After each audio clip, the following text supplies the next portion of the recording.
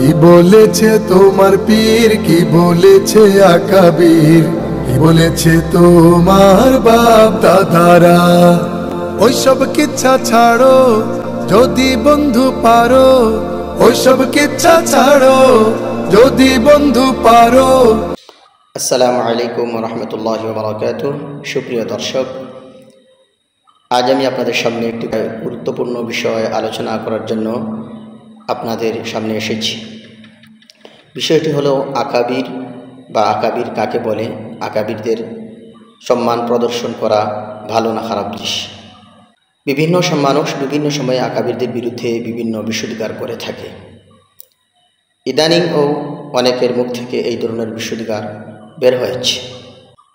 তো আজ আমি আপনাদের সামনে আকাবির কারা বা আকাবিরদের বেলায় আমাদের কি করণীয়, শরীয়ত কি বলেছে সেই বিষয়টি আমি উপস্থাপন করব ইনশাআল্লাহ।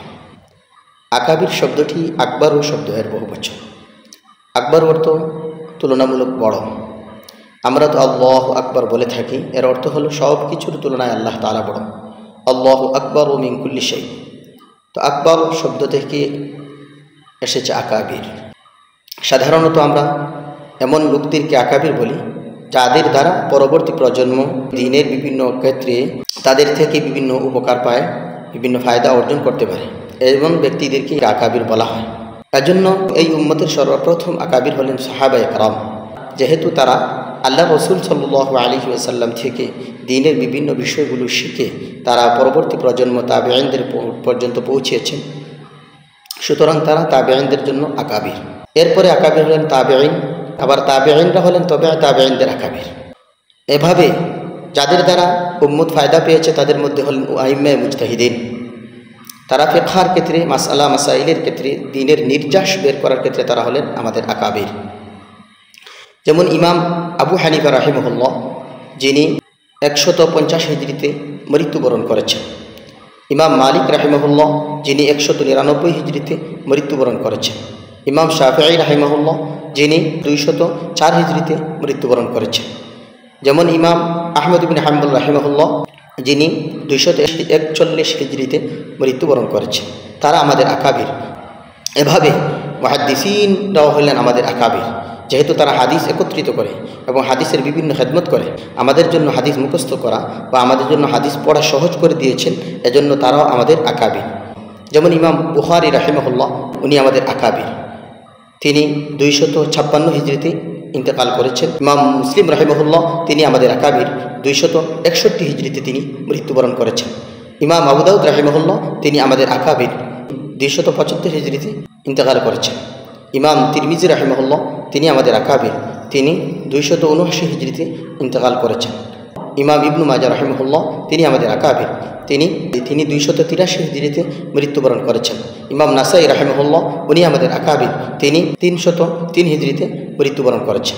এইভাবে আমাদের আকাবিরদের মধ্যে রয়েছেন ইবনে হাজার আসকালানী রাহিমাহুল্লাহ, যিনি বুখারী শরীফের ব্যাখ্যা গ্রন্থ লিখে সারা বিশ্ববাসী মানুষকে ওনার কাছে ঋণী করে গেছেন।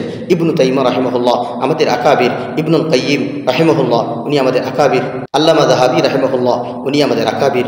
এইভাবে আল্লামা বদরুদ্দিন আইনি রাহিমাহুল্লাহ, উনি আমাদের আকাবির, যারা উম্মতের জন্য খেদমত করেছেন, নিজেরাও গুমরাহ ছিলেন না, সঠিক পথে ছিলেন এবং যারা দ্বীনের বিভিন্ন খেদমত করেছেন, উম্মতের জন্য ফায়দা করে দিয়েছেন।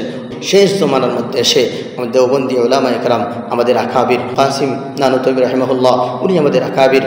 রশিদ আহমদ গঙ্গুহি রাহিমাহুল্লাহ, উনি আমাদের আকাবির। কায়েম আল্লামা কাশ্মীরি রাহিমাহুল্লাহ, উনি আমাদের আকাবির।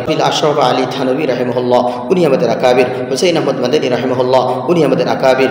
ইদ্রিস কান্দারভী রাহিমাহুল্লাহ, উনি আমাদের আকাবির। মুফতি শফি রাহিমাহুল্লাহ, উনি আমাদের আকাবির। এইভাবে আরও অনেক আকাবির দেওবন্দ থেকে বের হয়ে আমাদের জন্য দ্বীনের বিরাট বিরাট খেদমত করে গেছেন। বর্তমান সময়েও অনেকে বড় বড় খেদমত করে যাচ্ছেন, এইভাবে খেদমত করছেন। এই উনারা হলেন আমাদের আকাবির। আকাবিরদেরকে নিয়ে বিশুদ্ধার করা এটা একটা গুমরাহি। যদিও আমরা বলছি কোরআন হাদিস, কোরআন হাদিস, কোরআন হাদিস, কিন্তু আকাবিরদের যদি আমরা গ্রহণ করি না, তাহলে কোরআন হাদিস সঠিক বা যা আমরা তাদের থেকে পেয়েছি এগুলো সঠিক বলে প্রমাণিত হয় না। এজন্য আকাবিরদের থেকে যদি আমরা গালিগালাজ করি, খারাপ কথা বলি, তাহলে আকাবিরদেরকে খারাপ বলার কারণে তাদের কথাবার্তা তাদের কথাবার্তার ক্ষেত্রে আমরা সন্দিহান হয়ে উঠব। এজন্য অনেক মানুষ আকাবিরদের ব্যাপারে আমাদেরকে সন্দিহান করে তোলার জন্য এই ধরনের প্রোপাগান্ডা এবং তাদের বিরুদ্ধে অনেক ধরনের বিশুদ্ধার এবং অনেক ধরনের প্রোপাগান্ডা চালিয়ে যাচ্ছে এবং তাদের বিরুদ্ধাচরণ করছে। ওরা নিশ্চিত গুমরাহ। অনেক মানুষ এমনও আছে যারা ফাসিক, যারা স্পষ্ট ফাসিক, এরপরেও তারা আকাবিরদের সমালোচনা করে। দেখুন, অনেক মানুষ যারা সমালোচনা করে তাদের টাকনুর নিচে পায়জামা করে, ওরা যারা সমালোচনা করে তারা দাড়ি কাটে। এই ধরনের যারা দাড়ি কাটে তাদেরকে ফতোয়ার কিতাবাদির মধ্যে বলা হয়েছে ওরা ফাসিক। সুতরাং এই ধরনের ফাসিক এবং হুজ্জার, এই ধরনের মানুষই এই আকাবিরদের সমালোচনা করে এবং তাদের বিরুদ্ধাচরণ করে, তাদের বিরুদ্ধে কথা বলে এবং মানুষকে উদ্বুদ্ধ করে যে ওদের কথা শুনবে না, ওদের মেনে চলবে না, ওদের কথা শুনবে না, ওদের মেনে চলবে না। সুতরাং ওদের থেকে আমরা অবশ্যই হুঁশিয়ার হতে হবে।